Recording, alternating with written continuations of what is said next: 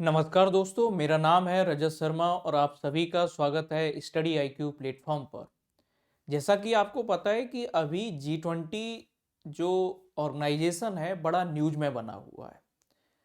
एक तो न्यूज में इस वजह से बना हुआ है कि अमेरिकी राष्ट्रपति डोनाल्ड ट्रंप के द्वारा ये बोल दिया गया है कि अगले वर्ष जो 2026 में G20 का सम्मेलन होगा उसमें हम अफ्रीका को नहीं बुलाएंगे। या दूसरी बात यह है कि जो अफ्रीका के जोहान्सबर्ग में 2025 का सम्मेलन का आयोजन किया गया, उसमें बड़े लंबे समय के बाद ऐसा देखा गया कि G20 के head of the nation summit में अमेरिकी प्रेसिडेंट ने पार्टिसिपेट नहीं किया।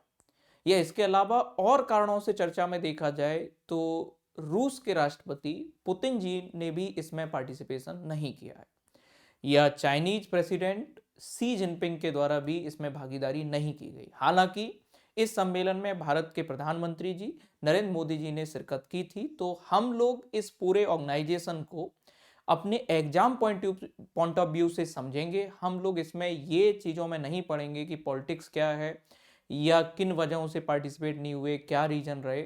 हमारे एग्जाम के लिए जो चीज़ें इंपॉर्टेंट रहने वाली हैं, चाहे वो प्रीलिम्स एग्जाम के लिए हो चाहे वो मेंस एग्जाम के लिए, हम उन चीज़ों पर क्या करने वाले हैं, ज़्यादा फोकस करने वाले हैं। तो चलिएगा हम लोग शुरू करते हैं G20 का डिस्कशन। सबसे पहली बात देखोगे कि G20 क्या है, एक तरह का आर्थिक सहयोग का अंतर्राष्ट्रीय मंच है। It's an international platform of economic cooperation. इस बात का मतलब यह है कि G20 एक इंटरनेशनल प्लेटफॉर्म है, ये बात तो सबको पता है, अंतर्राष्ट्रीय मंच है, लेकिन पॉलिटिकल कोऑपरेशन का नहीं है, इकोनॉमिक कोऑपरेशन का, यानी कि आर्थिक सहयोग का अंतर्राष्ट्रीय मंच है। दूसरी बात ये देखोगे कि G20 की जो स्थापना हुई थी, स्टेब्लिशमेंट हुआ था 1999 में G7 कंट्रीज यानी कि America, Canada, Britain, France, Germany, Italy और जापान, इनके द्वारा क्या की गई, G20 की स्थापना की गई। तो G20 के फाउंडिंग मेंबर या संस्थापक देश कितने हैं, अगर ऐसा प्रश्न आपसे पूछा जाए, 7 इसके देश जो हैं फाउंडिंग मेंबर।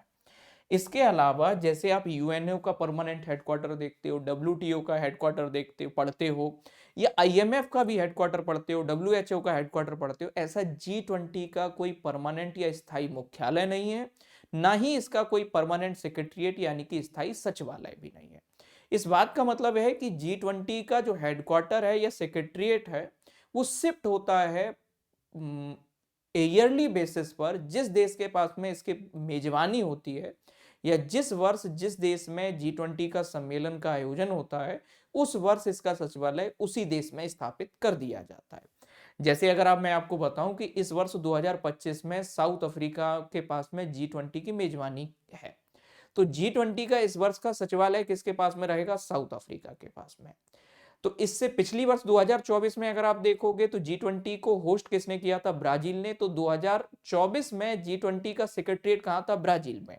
2023 में G20 की मेजबानी किसने की थी, इंडिया ने। तो हमें क्या देखने को मिलेगा, G20 का 2023 में सेक्रेटरीट कहां था, भारत में, नई दिल्ली में। इस तरीके से G20 का जो सेक्रेटरीट है या G20 का जो हेडक्वार्टर है, वो साइक्लिक बेसिस पर क्या होता रहता है, शिफ्ट होता रहता है जिस देश के पास में इसकी मेजबानी होती है।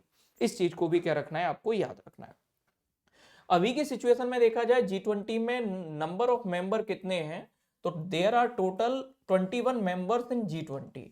कि G20 में सदस्य कितने हैं, 21 सदस्य हैं, जिसमें देश कितने हैं, 19 देश हैं, और 2 यूनियन है। 2 यूनियन में एक तो आपको यूरोपियन यूनियन यानी कि आपको यूरोपीय संघ, और दूसरा अफ्रीकन यूनियन यानी कि अफ्रीकी संघ आपको देखने को मिलेगा। इस बात का मतलब यह है कि भले ही आज इसका हमें नाम G20 देखने को मिल रहा है, लेकिन इसमें नंबर ऑफ मेंबर कितने हैं, 21 है। 2023 से पहले G20 में नंबर ऑफ पार्टिसिपेंट या नंबर ऑफ मेंबर कितने हुआ करते थे, 20 हुआ करते थे। 2023 में भारत में जब G20 की सम्मेलन किया गया, उस समय हमें क्या देखने को मिलेगा, कहीं ना कहीं अफ्रीकन यूनियन को भी G20 का मेंबर बना दिया गया है। तो अफ्रीकन यूनियन G20 का मेंबर कब से बना है, 2023 से। इस चीज को क्या रखना है, आपको ध्यान रखना है। तो आज की डेट में देखोगे टोटल 19 कंट्री, 19 देश G20 के मेंबर, और 2 यूनियन हमें देखने को मिलेंगे, एक तो यूरोपियन यूनियन और दूसरा हमें क्या देखने को मिलेगा, अफ्रीकन यूनियन। ये जो 19 देश आप देख रहे हो, तो ये 19 देशों को क्या कर दिया गया है, G20 में 5 ग्रुप में डिवाइड कर दिया गया है। इसको भी आपको क्या रखना है, ध्यान रखना है। अगली बात समझिएगा। अगला बात ये देखोगे कि G20 का इतना इंपॉर्टेंस क्यों है, या ग्लोबल लेवल पर इस संस्था को हम इतना महत्व क्यों देते हैं। तो ग्लोबल लेवल पर G20 को हम इतना इंपॉर्टेंस इस वजह से देते हैं क्योंकि जो टोटल वर्ल्ड की जो जीडीपी है उसका 80% शेयर होल्डिंग अकेले G20 मेंबर्स के पास में। मान लीजिएगा पूरे विश्व की 100 रुपए आज की डेट में जीडीपी है, यानी कि ग्रॉस डोमेस्टिक प्रोडक्ट या सकल घरेलू उत्पाद 100 रुपए है, तो उसमें से अकेला 85 रुपए किसके पास में, G20 मेंबर्स के पास में। दुनिया में जितना भी व्यापार होता है, ग्लोबल ट्रेड जो भी होता है, उसका 75% अकेले G20 मेंबर करते हैं। या दुनिया की जो भी पॉपुलेशन है उसका 2/3 पॉपुलेशन किसके पास में है, G20 कंट्रीज के पास में या G20 मेंबर्स के पास में। मतलब अगर इसका महत्व तो समझा जाए, चाहे वो अर्थव्यवस्था के दृष्टिकोण से हो, चाहे व्यापार के दृष्टिकोण से हो, या जनसंख्या के हिसाब से हो, तो G20 हमें क्या देखने को मिलता है कि लगभग 85% जीडीपी इसके हाथ में है, या लगभग 75% ग्लोबल ट्रेड में इसकी हमें पार्टनरशिप देखने को मिलेगी, और 2/3 पॉपुलेशन वर्ल्ड की भी हमें क्या देखोगे, G20 में भी G20 के अंतर्गत आती है। तो ये इसका हमें क्या देखने को मिलता है, महत्व देखने को मिलता है। अब देखिएगा कि G20 की जो अलग अलग समिट हुए हैं उनमें से जैसे देखोगे भारत से पहले 2022 में G20 का 17वां सम्मेलन का आयोजन किया गया था इंडोनेशिया में। 2023 में भारत ने G20 की समिट को क्या किया, कहीं ना कहीं होस्ट किया। भारत में कौन सा सम्मेलन, 18वां G20 समिट, इसको क्या रखना है, याद रख लेना है। 19th G20 समिट 2024 में ब्राजील में आयोजित की गई, और अभी 2025 में 20वां G20 सम्मेलन का आयोजन कहां पर किया गया, साउथ अफ्रीका के जोहान्सबर्ग में इसका क्या किया गया, आयोजन किया गया। और 21वां G20 समिट 2026 में कहां पर आयोजित की जाएगी, अमेरिका में इसका क्या किया जाएगा, आयोजन किया जाएगा। ये आपको क्या रखना है, थोड़ा सा इसके समिट्स को ध्यान में रखना है, इस चीज को क्या करिएगा अपने, क्योंकि ये एग्जाम पॉइंट ऑफ व्यू से काफी इंपॉर्टेंट है। अगली बात ये समझिएगा कि G20 ट्रॉयका क्या होता है। तो G20 ट्रॉयका 3 कंट्रीज से मिलकर बनता है। जिस देश के पास में लास्ट ईयर में G20 की होस्टिंग पावर थी या प्रेसिडेंसी थी, जैसे देखोगे 2024 में G20 की अध्यक्षता किसके पास में थी, ब्राजील के पास में। इस वर्ष 2025 में हमें किसके पास देखने को मिलेगी, तो 2025 में G20 की प्रेसिडेंसी है साउथ अफ्रीका के पास में, और 2026 में G20 की प्रेसिडेंसी किसके पास रहने वाली है, अमेरिका के पास रहने वाली है। तो पिछले वर्ष में किसके पास अध्यक्षता थी, वर्तमान वर्ष में किसके पास अध्यक्षता है, और आगामी वर्ष में किसके पास रहने वाली है, ये तीनों को मिलाकर के ही क्या बोल दिया जाता है, G20 ट्रॉयका बोल दिया जाता है। तो आपसे कभी एग्जाम में पूछा जाए कि G20 ट्रॉयका में कौन कौन शामिल होते हैं, तो इन 3 को क्या रखना है, आपको याद रख लेना है, इसको ध्यान रखिएगा। अभी देखोगे G20 के 20वें सम्मेलन का आयोजन कहां पर किया गया, साउथ अफ्रीका के जोहान्सबर्ग में किया गया, और 22 और 23 नवंबर 2025 को इस सम्मेलन का क्या किया गया, आयोजन किया गया। इस सम्मेलन की थीम क्या रखी गई है, तो थीम को जरूर याद रख लेना, थीम बेस्ड क्वेश्चन पूछे जाते हैं। रिसेंटली बीपीएससी में भी ऐसा क्वेश्चन क्या किया गया है, पूछा गया है। इसकी थीम रखी गई है सॉलिडेरिटी, इक्वलिटी, सस्टेनेबिलिटी, यानी कि एकजुटता, समानता और संधारणीयता। तो G20 के 2025 सम्मेलन की थीम क्या रखी गई है, अगर ऐसा प्रश्न आपसे पूछा जाए तो क्या याद रखोगे, सॉलिडेरिटी, इक्वलिटी और सस्टेनेबिलिटी, यानी कि एकजुटता, समानता और संधारणीयता, ये क्या रखी गई है 2025 के जोहान्सबर्ग G20 सम्मेलन की थीम रखी गई है। अब कभी भी कोई भी सम्मेलन होता है G20 का या इंटरनेशनल ऑर्गेनाइजेशन का, ये घोषणा पत्र को जारी किया जाता है, और सामान्य तौर पे कोशिश ये की जाती है कि इस सम्मेलन में क्या किया जाए, कहीं ना कहीं सर्वसम्मति से घोषणा पत्र को जारी किया जाए, यानी कि एक कंसेंसस क्रिएट किया जाए या यूनिनिमस जो है अनाउंसमेंट किया जाए। अभी देखोगे 2025 का नवंबर में जो जोहान्सबर्ग में सम्मेलन हुआ, उस सम्मेलन में आपको यह देखने को मिलेगा कि पहली बार एक लंबे समय के बाद ऐसा हो रहा है कि अमेरिका की अनुपस्थिति में G20 का एक सर्वसम्मति से घोषणा पत्र को क्या किया गया, जारी किया गया। इस घोषणा पत्र में क्या क्या चीजें, जो हमें क्या क्या नए टर्म देखने को मिले हैं या क्या क्या चीजें शामिल हैं, उनको एक बार हमें निगाह डाल लेते हैं। सबसे पहली बात, इस घोषणा पत्र में ग्लोबल कोऑपरेशन एंड मल्टीलैटरलिज्म, यानी कि वैश्विक सहयोग और बहुपक्षवाद की क्या कही गई, कहीं ना कहीं बात कही गई। एक ध्रुवीय दुनिया की बजाय बहुध्रुवीय दुनिया की बात कही गई। इसके अलावा वैश्विक दक्षिण की प्राथमिकताओं को शामिल किया गया इस घोषणा पत्र में। जलवायु परिवर्तन यानी कि क्लाइमेट चेंज को इंक्लूड किया गया है। एनर्जी ट्रांजिशन यानी कि ऊर्जा संक्रमण को भी इसके अंदर शामिल किया गया। इसके अलावा डेट स्टेबिलिटी यानी कि ऋण स्थायित्व और sustainable development and food security सतत विकास और खाद्य सुरक्षा को भी इसके अंतर्गत शामिल किया गया है। इसके अलावा अफ्रीका पर विशेष बल देने की भी घोषणा पत्र में ऐसे बिंदु को भी क्या किया गया है, शामिल किया गया। तो G20 घोषणा पत्र जो सर्वसम्मति से जारी किया गया उसमें क्या क्या, ग्लोबल कोऑपरेशन, ग्लोबल साउथ की priority, climate change, energy transition, debt stability, sustainable development and food security और साउथ अफ्रीका या अफ्रीकी देशों पर ज्यादा बल देने की बात कही गई है। अब देखोगे कि भारत और G20 का नाता क्या है, हमें इस दृष्टिकोण को भी क्या करना है, समझ लेना है। आपने पढ़ा G20 की स्थापना हुई 1999 में और शुरुआत में 7 देशों के द्वारा इसकी स्थापना की गई और ठीक उसी वर्ष 1999 में भारत ने भी G20 की सदस्यता को हासिल किया। या इंडिया G20 का मेंबर कब बना, अगर ऐसा प्रश्न पूछा जाए, on the same year of establishment of G20, जिस वर्ष G20 की स्थापना हुई उसी वर्ष भारत G20 का क्या बना, कहीं ना कहीं मेंबर बना। और आपको क्या देखने को मिलेगा कि 1999 में भारत ने G20 को क्या किया, ज्वाइन किया।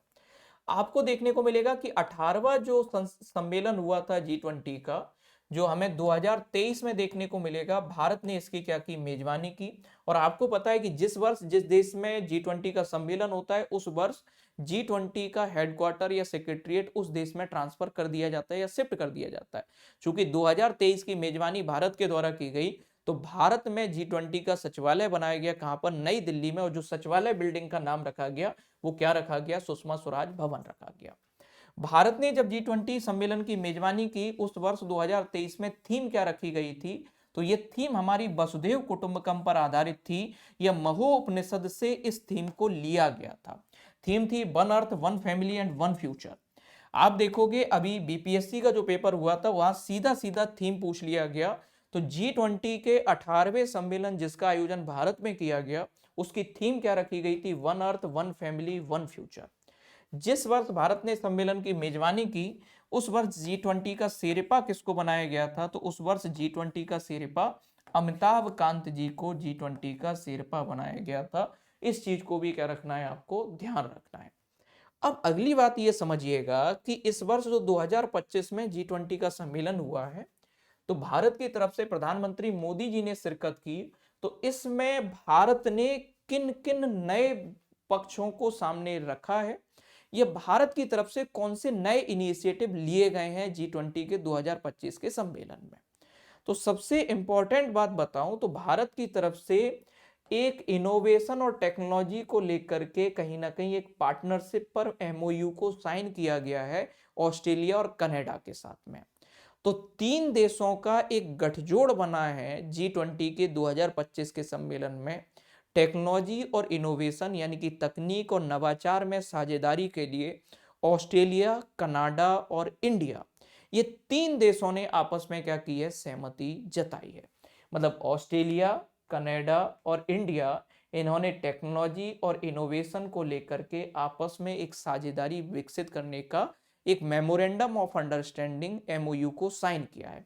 तो ACITI का फुल फॉर्म याद रख लेना, Australia, Canada, India technology and innovation partnership. सबसे इंपॉर्टेंट G20 2025 का सबसे इंपॉर्टेंट अगर डेवलपमेंट इंडिया के पॉइंट ऑफ व्यू से, इसको याद रख लेना है।